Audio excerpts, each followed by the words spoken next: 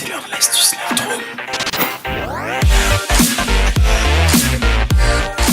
Salut à tous et bienvenue dans l'épisode numéro 3 de l'astuce Lightroom, et aujourd'hui je vais vous montrer comment gagner encore plus d'espace sur l'interface de Lightroom. Alors nous avions vu dans l'épisode numéro 1 comment nous débarrasser des onglets qui se trouvent sur le côté, et aujourd'hui je vais vous apprendre à gagner encore plus d'espace sur le panneau qui se trouve à droite. Alors en fait, quand vous retouchez sur une photo sur Lightroom, vous allez naviguer entre ces différents menus. Par exemple, si vous voulez aller faire la correction de l'objectif, eh bien vous allez supprimer l'aberration chromatique ici, activer le profil de correction, et vous allez naviguer comme ça dans les différents panneaux. Par exemple, on peut aller dans le détail et diminuer le bruit. On peut également aller dans les réglages de base et faire tous nos réglages qu'on a l'habitude de faire. Donc on va descendre la température par exemple, on va augmenter la haute lumière, on va augmenter les ombres. Bref, on s'en fiche, c'est pas le but du tuto d'aujourd'hui.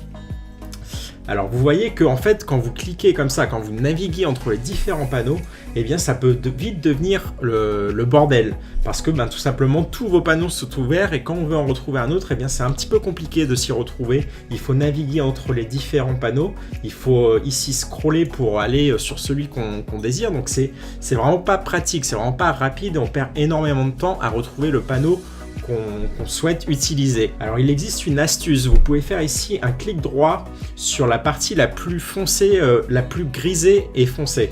Et vous voyez ici, vous avez tout réduire, et en fait ça va vous réduire tous vos panneaux. Alors c'est quelque chose qui est intéressant puisque ça permet de repartir de zéro et de remettre de l'ordre, mais je vais vous montrer une astuce qui va encore plus loin.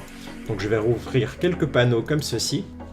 Et je vais maintenant faire un clic droit sur un des panneaux, donc dans la partie la plus sombre du gris, et je vais ici aller cliquer sur le mode solo. Alors le mode solo, c'est un mode qui est vraiment très pratique, comme vous pouvez le constater. En fait, quand vous allez cliquer sur un panneau, ça va fermer celui qui était ouvert et ça va ouvrir celui que vous avez sélectionné.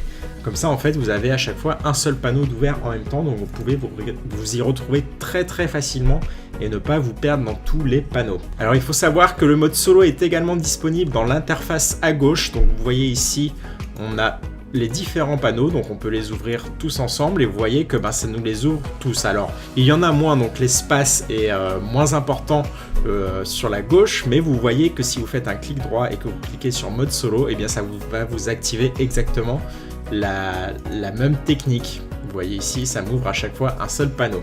Voilà, c'est tout pour aujourd'hui, j'espère que vous avez apprécié cette vidéo. Surtout n'hésitez pas à cliquer dans le lien qui se trouve dans la description pour télécharger mon bouquin Les 5 problèmes du photographe débutant, c'est gratuit.